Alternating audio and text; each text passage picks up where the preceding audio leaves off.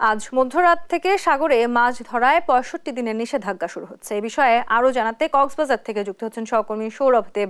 সৌরভ, আজ মধ্যরাত থেকে সাগরে মাছ ধরায় যে নিষেধাজ্ঞা জারি হচ্ছে সে বিষয়ে বিস্তারিত জানাবেন।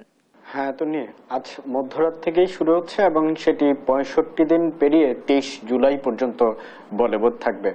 এবং সেই সাথে এখন থেকেই প্রশাসনিক যে প্রস্তুতি, কোস্টগার্ড, নৌ পুলিশ এবং সংশ্লিষ্ট আরো যারা রয়েছে তাদেরকে এ বিষয়ে জানানো হয়েছে। এবং আমরা মৎস্য অধিদপ্তর সংশ্লিষ্ট কক্সবাজারের যে মৎস্য অবতরণ কেন্দ্রের ব্যবস্থাপক তার সাথেও যোগাযোগ করেছিলাম এবং তিনি যেটি বলছেন সামগ্রিক প্রস্তুতি তারা সম্পন্ন করেছেন। তবে জেলেদের মধ্যে একটু উষ্মা রয়েছে, কেননা তারা এই যে গত কয়েকদিন ধরে সাগরে মাছ পাচ্ছিলেন না, তার উপরে আবার এই নিষেধাজ্ঞা, তারা যেটি বলছেন যে তাদের যে দুঃখের জীবন, সেই দুঃখের জীবনে কিছুটা প্রভাব ফেলবে। তবে সরকারের পক্ষ থেকে যেই নিবন্ধিত জেলেরা রয়েছেন তাদেরকে সহায়তার ব্যবস্থা করা হয়েছে। তবে জেলেরা যেটি বলছেন এই সহায়তা খুবই অপ্রতুল। তবে এই সহায়তা বাড়ানোর দাবি রয়েছে তাদের, এবং সেই সাথে নিবন্ধিত জেলে ছাড়াও কিন্তু আরো প্রায় কক্সবাজার অঞ্চলে প্রায় কয়েক হাজার অনিবন্ধিত জেলে রয়েছেন যারা এই সহায়তার আওতায় নেই। তবে মৎস্য অবতরণ কেন্দ্র সংশ্লিষ্টরা বলছেন যে তারা এই তালিকাটি হালনাগাদ করার ব্যবস্থা করেছেন, হয়তো তারাও এর মধ্যে সংযুক্ত হতে পারে।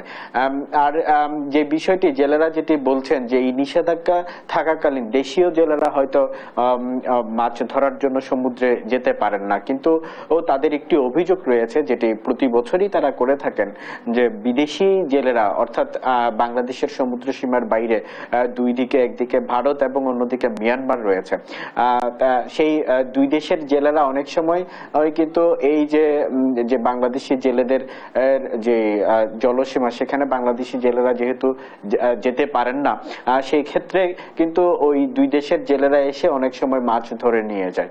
তো সেক্ষেত্রে এই যে মাছের প্রজনন নির্বিঘ্নে করতে এবং মৎস্য সম্পদ বাড়ানোর জন্য সরকারি যে উদ্যোগ, সেই উদ্যোগ অনেক ক্ষেত্রেই কিন্তু এইসব ক্ষেত্রে অনেক সময় বিফলে যাওয়ারও একটা কারণ হতে পারে বলে যারা বাংলাদেশি জেলেরা রয়েছেন তাদের এই অভিযোগটুকু কিন্তু তারা করে থাকেন। আর এমনিতে আজ মৎস্য অবতরণ কেন্দ্রে আমরা গিয়েছিলাম সরেজমিনে, এবং আজ শেষ দিন ছিল মাছ ধরার তাদের, সেই শেষ দিনের তোড়জোড় আমরা দেখেছি এবং সেই সাথে অনেকেই ফিরে আসছেন এবং আজ সন্ধ্যায় অনেক জেলেরা কিন্তু ফিরে এসেছেন। এবং আজ মধ্যরাত পর্যন্ত এই যে জেলেরা সর্বশেষ তাদের 2 মাস 5 দিনের নিষেধাজ্ঞার জন্য তারা মাছ ধরতে আর যাবেন না, এবং তার জন্য তারা ফিরে আসছেন।